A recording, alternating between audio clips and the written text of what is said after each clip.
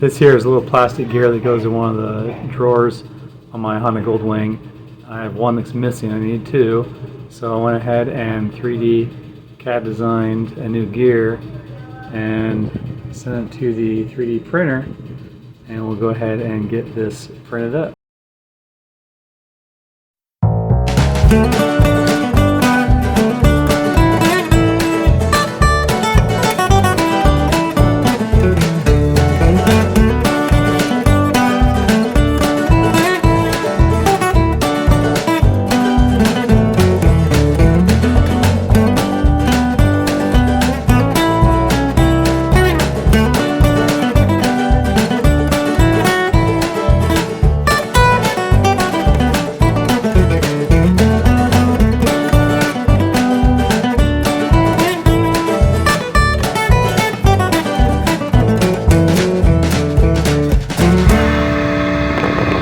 That's them side by side.